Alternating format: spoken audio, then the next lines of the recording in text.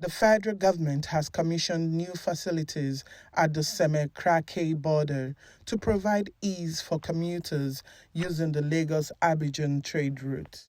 The Minister of State for Transportation, Prince Ademola Adegoroye, who visited the border on Friday in Lagos, inspected and commissioned the facilities built by the Federal Ministry of Transportation.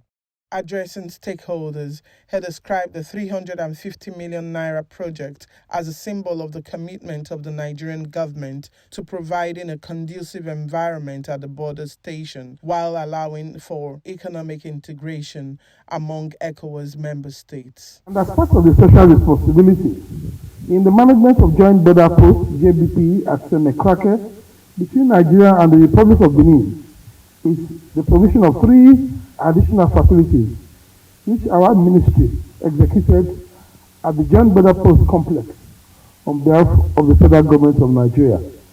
The 3 number projects executed by our ministry as Govt over 300,670,394 naira 86 kobo only, in addition to the 10 numbers of air conditioners that were earlier supplied and installed at the offices within the premises. Come to identify with the people here and to commission projects which were embarked upon by the federal government of Nigeria under the auspices of the Federal Ministry of Transportation. There's a walkway here which we commissioned today. There are several toilets for the use of passengers and staff of this joint border post. There's a water tanker, there's water reticulation projects as well. All these projects have been on in the last 2-3 years in order to breathe life into this joint border post and to make this environment even more conducive for staff and even passengers. And of course that it is also our intention to ensure that passengers and goods move freely between Nigeria and the Republic of Benin to make it as seamless as possible and enjoyable as well. So that's why we have come here today. Earlier in his welcome address, Deran Nadi, the Seme-Krake Border Customs Area Controller, who doubles as the chairman of the Joint Border Management, expressed joy over the development, urged government to review border trade policies that have kept trade in the region far below average. Because we are second in terms of population, Honorable Minister, it is expected that the potentials of trade will increase among us in the sub-region.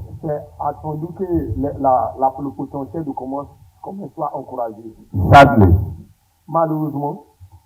ECOWAS ranks 4th in Africa, and the trade between us is only 10% compared to other African countries and sub-regions. South Africa, for instance, with only 69.2 million people,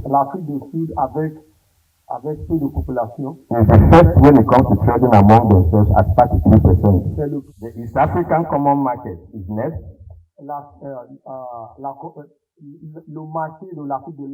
At 20%. Even the countries of the Sahel region, where you have desert, trade more among themselves at 15%. Honorable Minister, stakeholders here, it is worrisome that with our neighbors here, our trade is only 10%. It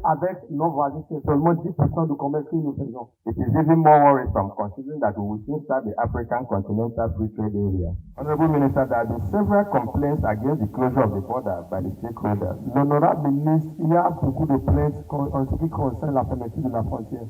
Other complaints that we have received from them include non-adherence to transit agreements under the ECOWAS. D'autres plaintes qu'on a reçues, c'est le refus de ne pas obéir la convention de transit.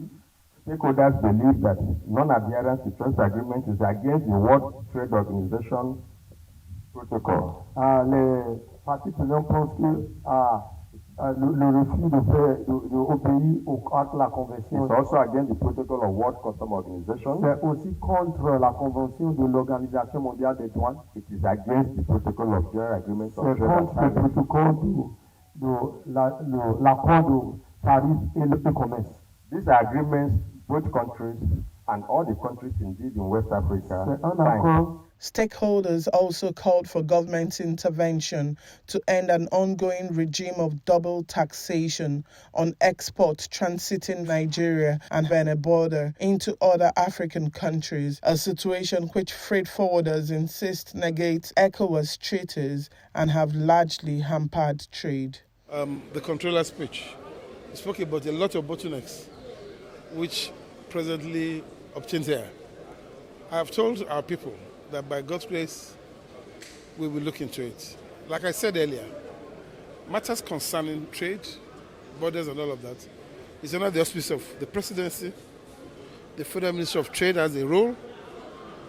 The National Security Advisor, because of the security concerns, also have a role. And of course, the Federal Ministry of Transportation.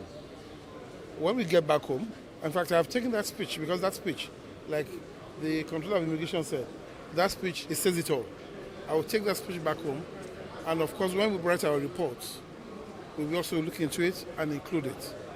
And then we will facilitate as much as possible that these bottlenecks are removed to ensure that this border post becomes what it used to be before the border closure.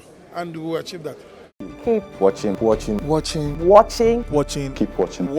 Maritime TV. Maritime TV. Maritime TV. Maritime TV. Maritime TV. Maritime TV. Maritime TV.